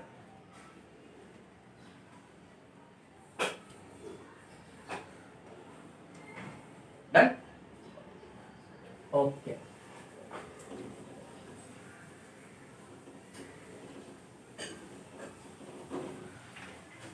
तो ये थी यूरिन यात्रा।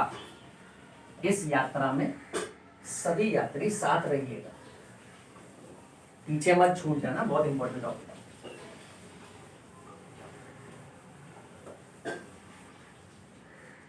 अब बेटा आगे डिस्कस करते हैं। अब जो नेक्स्ट पार्ट है ना, this tube is called as ureter. Ureter का लेंथ है 25 से 30 सेंटीमीटर, 25 से लेके 30 सेंटीमीटर होता है। दूसरी बात, ureter opens obliquely in the urinary bladder।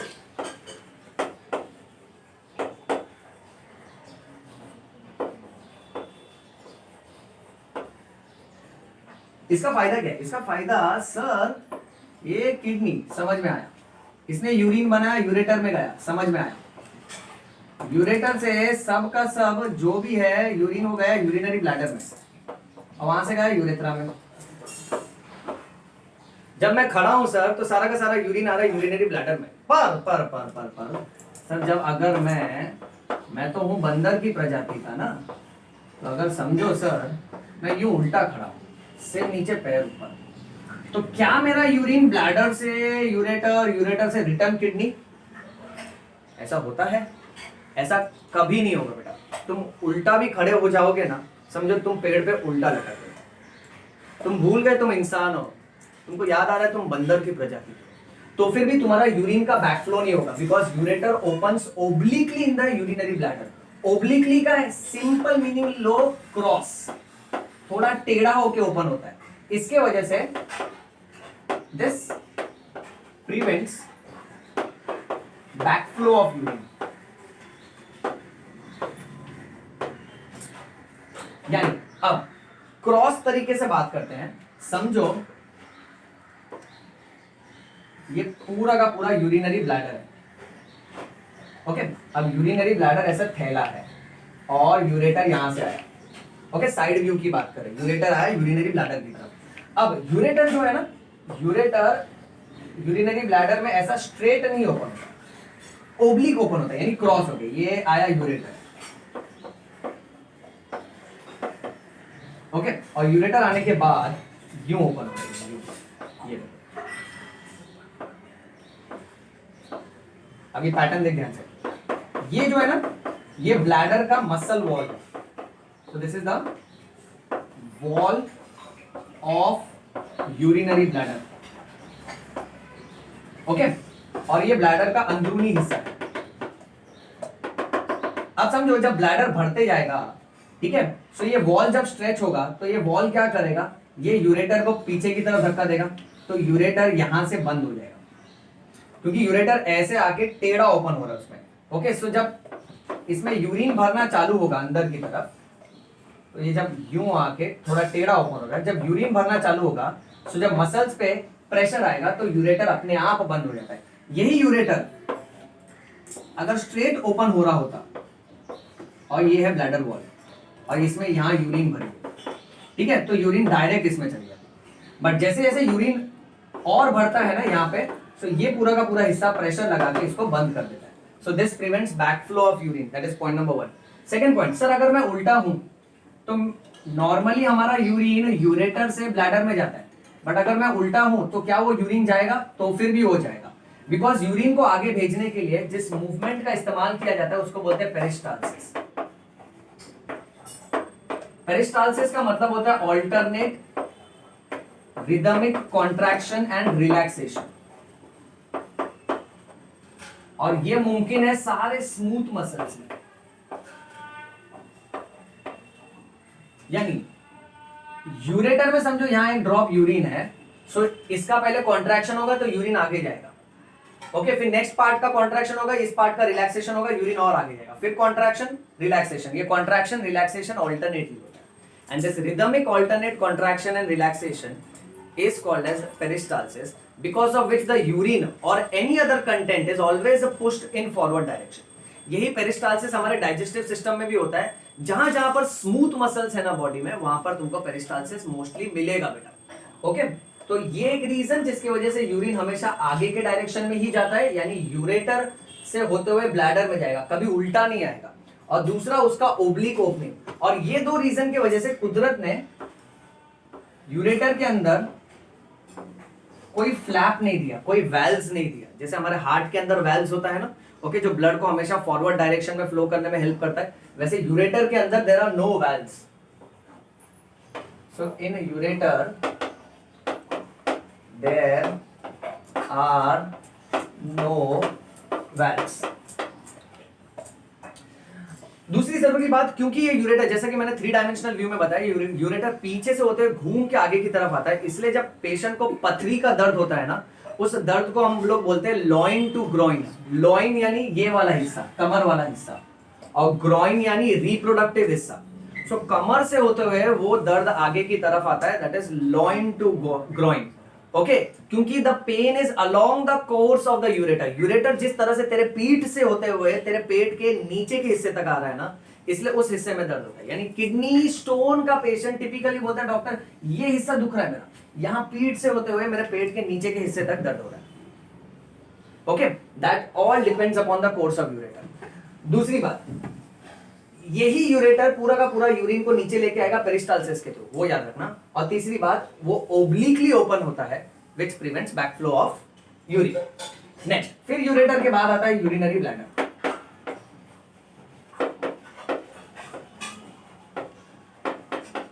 Urinary bladder बाहर की तरफ पेरिटोनियम से कवर्ड है और अंदर की तरफ मसल्स का बना है। सो इनर पार्ट इज मस्कुलर, और इसके मस्कुलर पार्ट में भी मसल्स के 3 लेयर्स हैं, जिसमें से बाहर वाला लेयर लॉन्जिट्यूडनल मसल्स का बना है। लॉन्जिट्यूडनल मसल्स यानी जिसके धागे, जिसके फाइबर्स लंबाई के अनुसार अरेंज रहते हैं। जैसे ये एक मसल है, तो इसके सारे धागे ऐसे होंगे, दिस इज लॉन्जिट्यूडनल। फिर जो मिडल लेयर है मसल का वो सर्कुलर मसल्स का बना है। सर्कुलर मसल्स यानी समझो ये एक मसल है, तो इसके सारे धागे ऐसे होंगे गोल गोल। ये तू इमेजिन कर कि एक पाइप के अंदर इस तरह के मसल्स हो सकते हैं, एक पाइप के अंदर इस तरह के मसल्स हो सकते हैं, that's longitudinal and that is circular. Okay, और एकदम अंदर की तरफ वापस से लॉन्जिट्यूडनल मसल्स।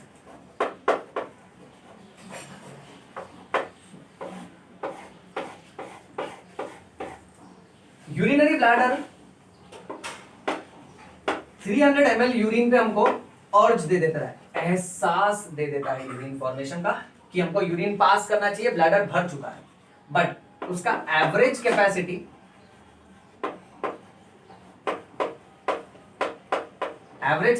Is 700 ml। हालांकि इससे ज्यादा भी ब्लैडर स्टोर कर सकता है, पर ब्लैडर को इतना उकसाने का नहीं। ब्लैडर क्या करता है ना, इट्स लाइक कि हम अगर काल्पनिक तरीके से बात करें, नसों के माध्यम से ब्रेन और स्पाइनल कॉर्ड को मैसेज करता है, जैसे हम लोग व्हाट्सएप करते हैं ना हमारे दोस्त को, सो मैसेज करता है ब्रेन और स्पाइनल कॉर्ड को कि मैं भर रहा हूं, 300 ml भर चुका है। ब्रेन स्पाइनल कॉर्ड मना कर देता है, नहीं अब नहीं जा सकते, हम किसी मीटिंग में है, ऑफिस में है, लेक्चर में है, किसी काम में नहीं जा सकते। सो ब्लैडर भर भर के 700 ml जमा कर लेता है, चाहे तो और भी ज्यादा जमा कर सकते हैं। हाँ, मैं तुमको एक कहानी बोलूंगा इस पर। ओके, फिर कैसा होता है ना, अगर ज्यादा देर तक ब्लैडर में यूरिन स्टोर करके रखोगे ना, तो ये जो हल्का हल्का सा जो एहसास है ना, वो दर्द हो जाता है। Very very very important. Okay, उसके बाद फिर भी अगर तुमने यूरिन स्टोर करके रखा ना, तो ये तो वही बात हो गई, किसी बलून को तुम जानबूझ के फुला के रख रहे हो। अगर फुला के रखोगे तो उसका इलास्टिसिटी धीरे धीरे कम होते जाएगा, इसलिए ना ब्लैडर धीरे धीरे उसके मसल्स कमजोर होते जाते हैं। अगर तुम ज्यादा देर तक यूरिन स्टोर करके रखोगे, बुढ़ापे में एक बीमारी हो सकती है जिसको बोलते हैं इनकॉन्टिनेंस। छोटे बच्चों को भी ये होता है जिनकी उम्र 2 साल से कम होती है। इनकॉन्टिनेंस में उनका अपने यूरिनरी ब्लैडर पे और यूरिन रिलीज करने पे कोई कंट्रोल नहीं रहता। इनकॉन्टिनेंस के बहुत सारे टाइप है, जिसमें से तुम ढूंढो what is stress incontinence. Stress incontinence एक ऐसी बीमारी है कि बुढ़ापे पे अगर इफ इन केस तुमने यूरिनरी ब्लैडर का ख्याल नहीं रखा है, तो जब भी तुम्हारा बॉडी स्ट्रेस में आएगा, प्रेशर में आएगा, तुम अगर खांसोगे भी ना तो यूरिन हो जाएगा, छींकोगे यूरिन हो जाएगा, हंसोगे यूरिन हो जाएगा। बोलो, सही बायो अगर नहीं सीखा तो बुढ़ापे में हंसना भी तुम्हारा दुश्वार हो जाएगा। That is called as stress incontinence. दूसरा, जो बच्चे 2 साल से कम उम्र के होते हैं, childrens under 2 years of age, ये बच्चे और ये बूढ़े, इनमें क्या होता है, इनमें होता है बेड वेटिंग, बिस्तर गीला करना। बच्चों में ऐसा क्यों होता है? क्योंकि वो नसें जो ब्लैडर से संदेश स्पाइनल कॉर्ड तक और ब्रेन तक ले जाती है ना, वो नसें डेवलप नहीं होती। So you can say the neurons और the nerves which connects the bladder to the central nervous system are not developed, पूरी तरह से विकसित नहीं हुई है। चलो अभी फटाफट इसका स्क्रीनशॉट लो, फिर मैं तुमको कसरत सिखाता हूं बेटा।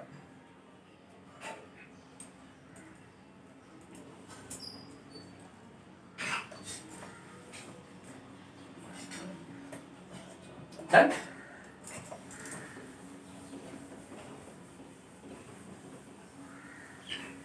नेक्स्ट, यूरिनरी ब्लैडर जो है ना बेटा, उसके अंदर स्ट्रेच रिसेप्टर्स होते हैं। जैसे जैसे उसमें यूरिन भरता है तो ये स्ट्रेच रिसेप्टर्स उत्तेजित हो जाते हैं, स्टिमुलेट हो जाते हैं, और फिर ये मैसेज भेजते हैं ब्रेन और स्पाइनल कॉर्ड को। एक एमसीक्यू आता है कि यूरिनरी ब्लैडर में पूरे, इनफैक्ट पूरे एक्सक्रीटरी सिस्टम में सबसे स्पेशल ये है कि यूरिनरी सिस्टम में जो ब्लैडर है उसके अंदर कौन सा एपिथेलियम है। सो ब्लैडर के अंदर जो एपिथेलियम है उसको बोलते हैं ट्रांजिशनल एपिथेलियम। ट्रांजिशनल एपिथेलियम एक खास किस्म का सेल्स का झुंड है जो कि स्ट्रेच बर्दाश्त कर सकता है। So it has got ability to stretch. Next, इसी ब्लैडर के अंदर बहुत सारे स्ट्रेच रिसेप्टर्स होते हैं।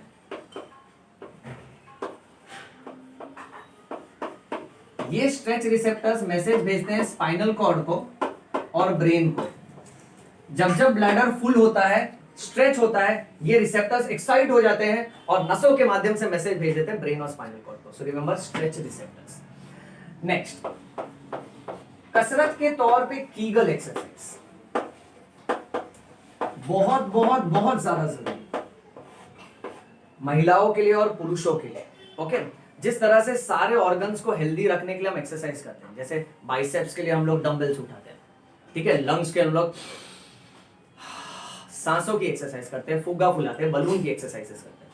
ओके, बैक मसल्स के लिए हम लोग forward bending, back bending, side bending exercise करते हैं। वैसे ही कीगल एक्सरसाइज होता है। कीगल एक्सरसाइज क्या होता है? जब आप यूरिन पास करने जाते हो, सुनो ध्यान से, तो आप यूरिन रिलीज करते हो, तो अंदर से जब आपको एक फीलिंग आता है ना, आप ओपन कर रहे हो कुछ, तब यूरिन रिलीज होता है।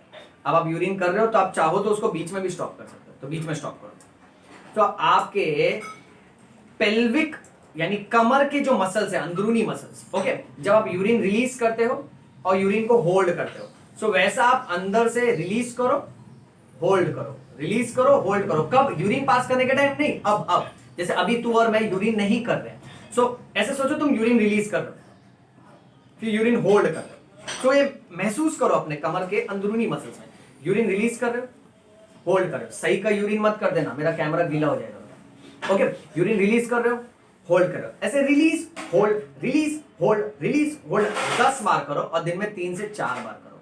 यही चीज जब मैं डाइजेस्टिव सिस्टम सिखाऊंगा ना, तो यही चीज तुझे एनस के साथ भी करना है। यानी जैसे आप स्टूल पास करते हो, तो स्टूल पास कर रहे हो फिर होल्ड कर रहे हो, तो तुमको टिपिकली तुम्हारे एनस में वो फील होना चाहिए, रिलैक्स हुआ फिर तुम उसको टाइट कर रहे हो, रिलैक्स हुआ टाइट हुआ। सो इसके वजह से हमारे पेल्विक फ्लोर मसल्स,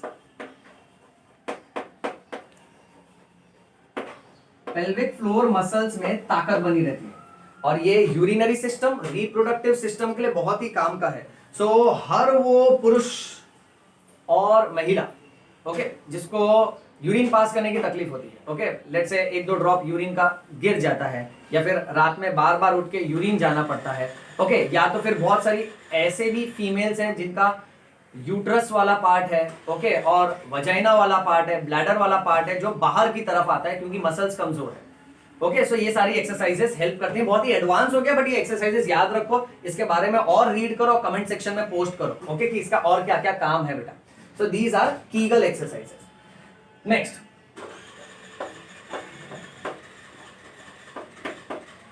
यूरेथ्रा। मेरी बात ध्यान से सुनो। अब यूरेथ्रा का कैसा है ना, यूरेथ्रा के पास 2 स्पिंक्टर होते हैं। एक जो बाहर वाला स्पिंक्टर है, एक्सटर्नल यूरेथ्रल स्पिंक्टर, और एक जो अंदर वाला है, internal urethral sphincter.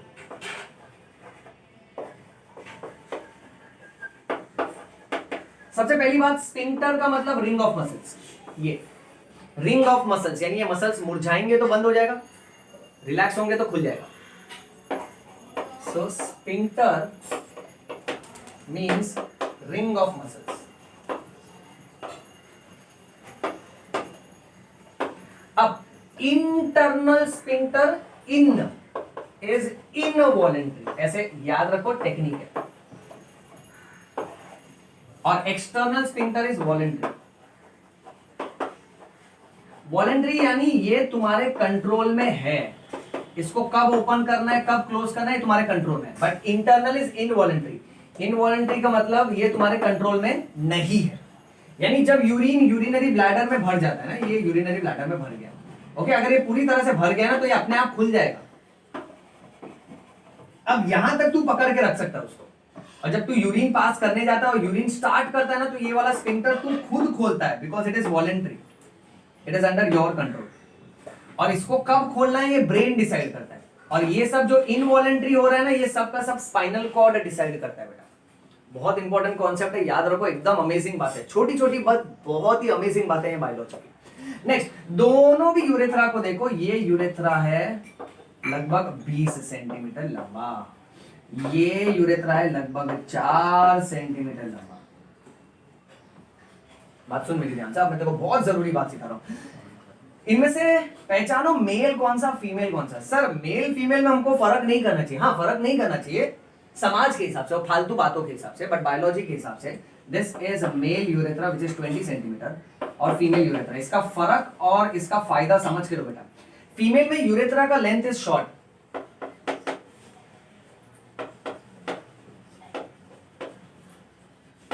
Female urethra is shorter than male urethra.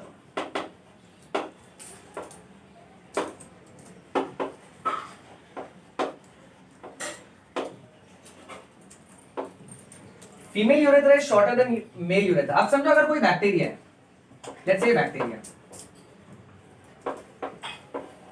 अब इस बैक्टीरिया को अगर यूरेथ्रा से होते हुए ब्लैडर, ब्लैडर से होते हुए यूरेटर, यूरेटर से होते हुए किडनी, किडनी को जाके अगर अटैक करना है, उधर इन्फेक्शन पैदा करना है, सो तुझे क्या लगता है ये बैक्टीरिया को 20 सेंटीमीटर चढ़ना आसान होगा कि 4 सेंटीमीटर चढ़ना आसान होगा? 4 सेंटीमीटर आसानी से चढ़ जाएगा ना। और यही तो पॉइंट है ना, फीमेल यूरेथ्रा क्योंकि शॉर्टर है as compare to male urethra,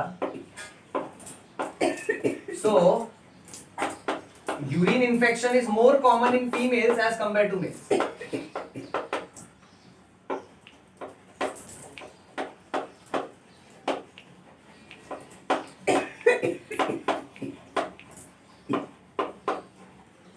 दूसरी बहुत ही जरूरी बात, ध्यान से सुनो, दूसरी जरूरी बात यह है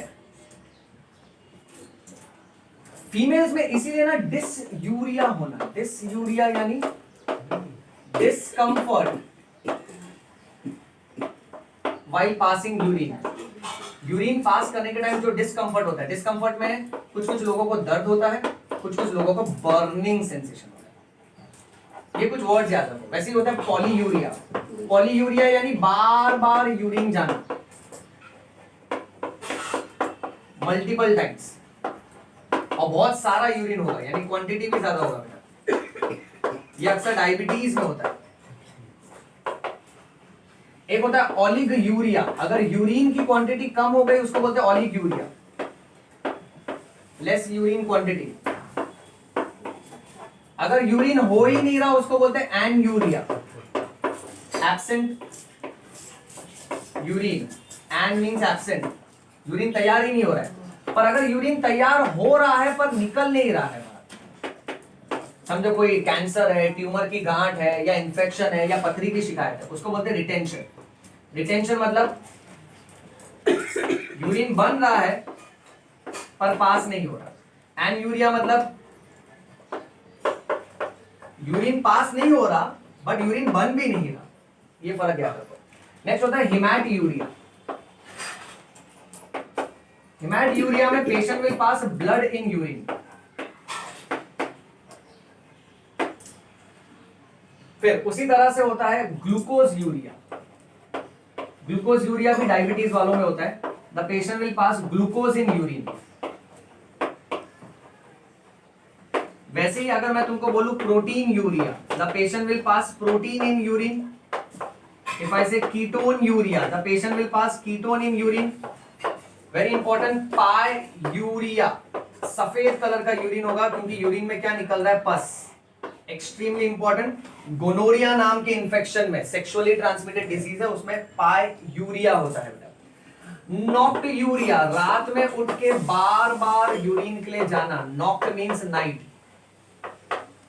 going for urine multiple times at night time is called as nocturia. Normal condition भी है, कुछ कुछ लोगों को बीमारी के हिसाब से भी होता है। मेल्स में अक्सर ये प्रोस्टेट ग्लैंड की तकलीफ के हिसाब से होता है। इस बारे में हम लोग रिप्रोडक्टिव सिस्टम में डिटेल में पढ़ेंगे क्योंकि ये यूरिनरी ब्लैडर है, ओके, ये यूरेथ्रा है, और मेल्स में इसी यूरेथ्रा के आजू बाजू में प्रोस्टेट ग्लैंड होता है। इस पे जब सूजन आता है ना तो ये यूरेथ्रा को दबा देता है बेटा, क्योंकि यूरेथ्रा उसी में से पास होता है। ये यूरेथ्रा को दबा देगा, उसकी वजह से ना पेशेंट को सेटिस्फैक्शन नहीं होता है यूरिन पास करने के बाद भी। उसको ऐसा महसूस होता है कि अभी भी कुछ यूरिन बाकी है। चलो इसका स्क्रीनशॉट लो, लास्ट पार्ट।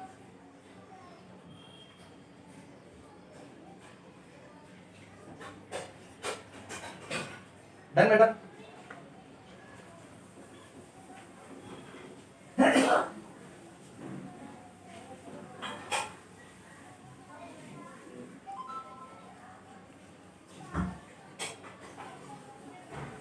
जो वर्ड जैसे यूरिया यूरिया से खत्म होंगे ना वो यूरिन से रिलेटेड है।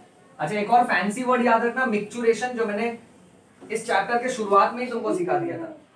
The act of passing urine, urination is also called as micturition.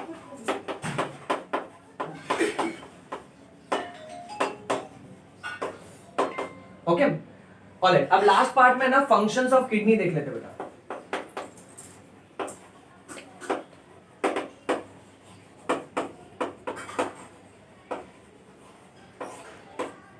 तो पहला काम क्या है किडनी का? Removal of nitrogenous waste from the body.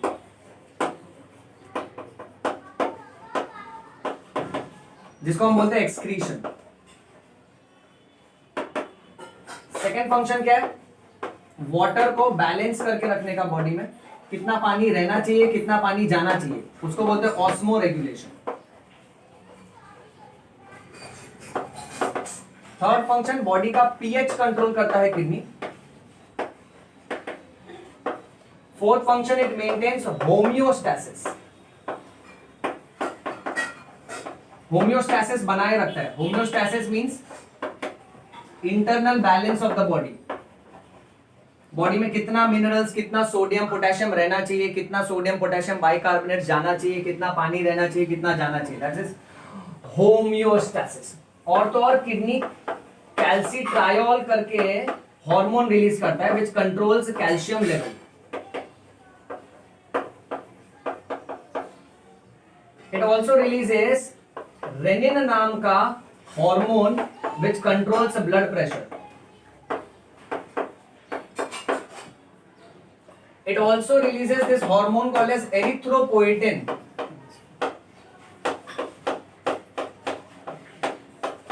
Erythropoietin is responsible. Erythro means RBC, red, and poietin, poet और poem, compose करता है ना कुछ। So poietin means production. चल कुछ ही पॉइंट्स बाकी है और मुझे लेट हो रहा है मेरे क्लिनिक के लिए, इसको फटाफट फिनिश कर लेते हैं। Erythropoietin is responsible for RBC production. Lastly, kidney helps in vitamin D formation. Vitamin D के लिए जो केमिकल चाहिए रहता है ना, उस केमिकल फॉर्मेशन में किडनी मदद करता है। विटामिन डी का दूसरा नाम है 125 डाइहाइड्रोक्सी कोले कैल्सीफेरॉल। 125 डाइहाइड्रोक्सी कोले कैल्सीफेरॉल। सर इतना भारी वर्ड किसी पे फेंकेगा दब के मर जाएगा। सर मैं विटामिन डी बोलता हूँ।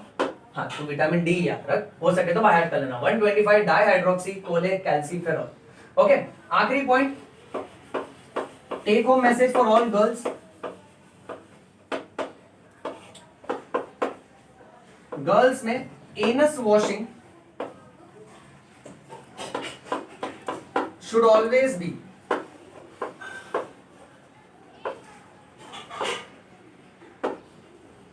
from front to back.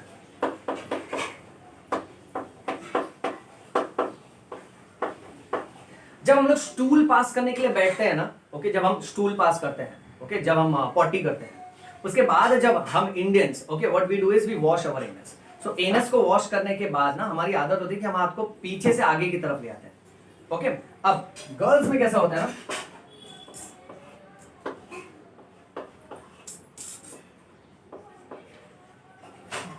Okay, suppose for example if a girl is lying like this with legs open, so उनमें सबसे पहला जो ओपनिंग रहता है ना वो यूरेथ्रा का है। Second opening that girls have is vagina,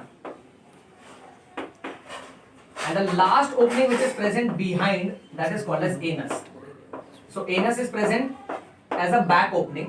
Urethra and vagina they are present in front. Now यहां से जब स्टूल पास होता है ना, स्टूल पास करने के बाद if the girl is washing her anus from back to front, so वो हाथ जिसमें स्टूल लगा है उसमें बैक्टीरिया है। स्टूल्स में कितने बैक्टीरिया होते हैं मालूम है? 1 ग्राम स्टूल में there are microorganisms which are in billions. यानी 1 ग्राम स्टूल में इतने माइक्रो ऑर्गेनिज्म है जितने सितारे भी एक गैलेक्सी में नहीं होते, यानी बहुत सारे हैं। याद रखो, स्टूल्स में इन्फेक्शन बहुत ज्यादा होता है। ठीक है, अब ये जो स्टूल पास हुआ है, जो एनस से निकला है, ठीक है, इसको अब स्टूल पास करने के बाद हम जब एनस को वॉश कर रहे हैं पानी से, सो वही स्टूल वाला हाथ अगर हम वजाइना और यूरेथ्रा को लगा देंगे ना, तो कैसा प्रॉब्लम होगा, खास करके यूरेथ्रा, क्योंकि फीमेल का यूरेथ्रा सिर्फ 4 सेंटीमीटर का है। वो इंफेक्शन फटाफट यूरेथ्रा से होते हुए ब्लैडर, ब्लैडर से होते हुए जाएगा यूरेटर, यूरेटर से होते हुए जाएगा किडनी, और ऐसे कर करके एक कंडीशन कर सकता है जिसको बोलते हैं pyelonephritis.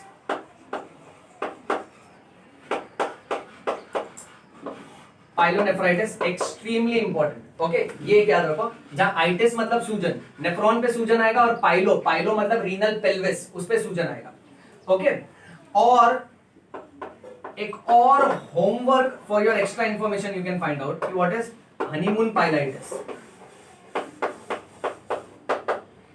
It is seen that young couple, okay, when they go for their honeymoon, after honeymoon, the female usually complains of burning sensation while passing urine or pain while passing urine. ऐसा क्यों होता है, इसका भी राज हमारे excretory system में है। यही सारे कॉन्सेप्ट से जुड़ा हुआ है, पर ये मैं तुझे बताऊंगा नहीं। I expect you to read. एक छोटा सा हिंट दे के रखता हूं कि मेल और फीमेल हम सबके शरीर में ना बैक्टीरियाज होते हैं जो हमारे शरीर के लिए नॉर्मल है, normal bacterias. Okay, honeymoon pyelitis में what you find is because of honeymoon and sexual contact, male के बॉडी से जब कुछ नॉर्मल बैक्टीरिया जो उसके शरीर के लिए नॉर्मल है, जब फीमेल के बॉडी में जाता है, ओके, सो फीमेल के बॉडी में वो बैक्टीरियाज ना नए माने जाते हैं, बाहर के बैक्टीरियाज माने जाते हैं। उसके हिसाब से इन्फ्लेमेशन होता है, सूजन होता है, और यूरिन पास करने में तकलीफ होती है। सर इसका कोई ट्रीटमेंट है? No specific treatment as such. ज्यादा से ज्यादा पानी पीना होता है, अगर जरूरत पड़ी, लक्षण अगर बहुत तेज है, तकलीफ बहुत ज्यादा है, तो दवाई लेना पड़ता है। बट अदर देन दैट अपना रूटीन कंटिन्यू करो, कोई तकलीफ नहीं आता। कुछ समय के बाद ये धीरे धीरे रेगुलराइज हो जाता है। स्क्रीनशॉट ले लो फटाफट।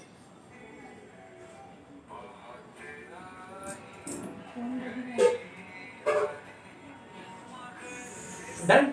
सो बच्चों, ये था हमारा आज का लेक्चर, जहां हमने एक्सक्रीटरी सिस्टम के बारे में डिस्कस किया है। बहुत सारे इंपॉर्टेंट पॉइंट्स डिस्कस किए। इसका फटाफट नोट्स बनाओ और मुझे नोट सेंड करो।